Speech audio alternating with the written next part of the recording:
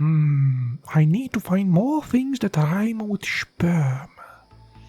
We find the great Paracelsus sniffing flowers in the Swiss Alps.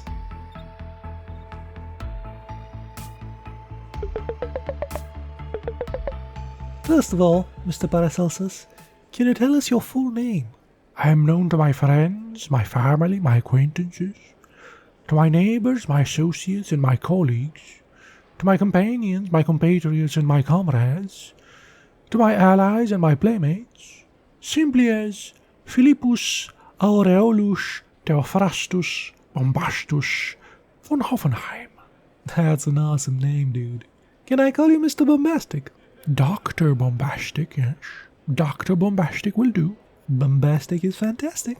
Can you tell us where you are from, Dr. Bombastic?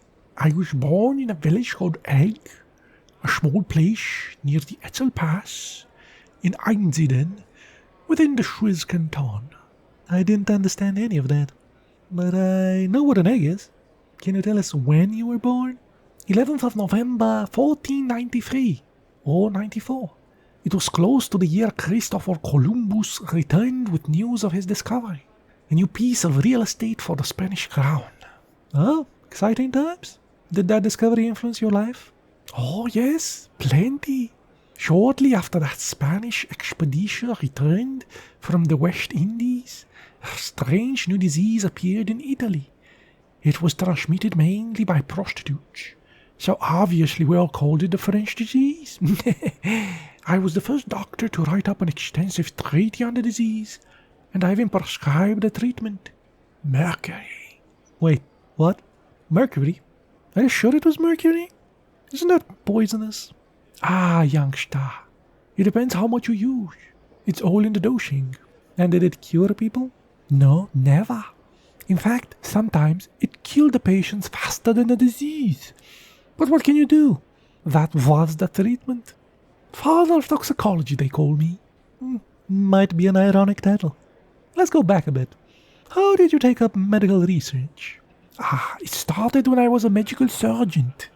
It was then that I decided to go against conventional thinking and not put cow dung into cuts and lacerations. But why? That sounds hilarious. Yes, well, I observed that cleaning the wound and leaving it alone offered better results. It was 1 in a million idea. But it worked. So you stopped people from putting literal bullshit into open wounds. Well, I tried to, but it is hard to convince some people. Pioneer of the medical revolution, they call me. Quite the revolution. And what other proeminent disease did you deal with? I stopped the likes of the dancing mania, a terrible affliction making people dance incontrollably. It was almost as bad as disco dancing. The idea of dancing spread like a mental affliction from person to person, afflicting their brains, just like disco music. Disco was applied on humanity, so people talking about the disease spread the disease, just like social media. Yes, I believe the tendencies of man cause him to think and speculate. His speculation creates desire. His desire grows into passion. His passion acts upon his imagination, and his imagination creates semen. It's all connected to semen, of course. Semen? Where did that come from? Look, we cannot stay silent about this subject any longer. People must be warned. Everybody knows corrupted sperm is taken away by spirits that wander about in the night. But what most people don't know is that witches often steal sperm and hatch it out into monstrous creatures, like lizard men, dragon men, or even Spider-Man.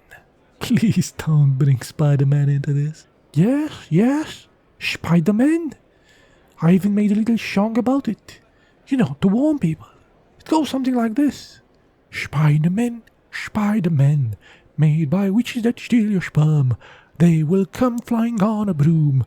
Catch your sperm and fly away. You should look out, so we don't get any Spider-Man. Catchy. Well, I wrote all about it in my books. Read them at your pleasure. Speaking of which, I don't think I told you about my greatest experiment. Will this one be again sperm related? I believe if you take sperm and enclose it in a hermetically sealed glass. Magnetize it and bury it in horse manure for about 40 days. It will begin to be alive. If you continue to feed it for another 40 weeks, you will have yourself a perfect little human, a homunculus. This is why they call me the starter of the medical renaissance. Oh, you're some sort of gross Frankenstein, aren't you? Ha! So you read the book? I'm in that book. Victor Frankenstein gets his inspiration from my works. Of course he does. It says here you named the zinc. Ah, yes. There was a pointy metal with no name. So I named it Zinke, which means pointy in German. Obvious, really. Ah, you are a genius. Where are the Paracel Islands? They are in the South China Sea. And let me tell you, the less news you hear about them, the better. Ooh, ominous. You know, I just realized, I don't even know what your little nickname means. Above or better than Celsus. I am better than a lot of men. I am better than Galen. I am better than Avicenna. And better than Aristotle. You don't know who Celsus was, do you? I'm more of a Kelvin type of guy. Well, this has been a most extraordinary interview with a contemporary of Da Vinci, a friend of Erasmus, demonologist, astrologer, alchemist, and doctor, Paracelsus. Any last words for us? The most important thing for you to remember is the song. Spider-Man, Spider-Man, made by witches that steal your sperm. They will come flying on a broom. Catch your sperm and fly away. You should look out, so we don't get no Spider-Man.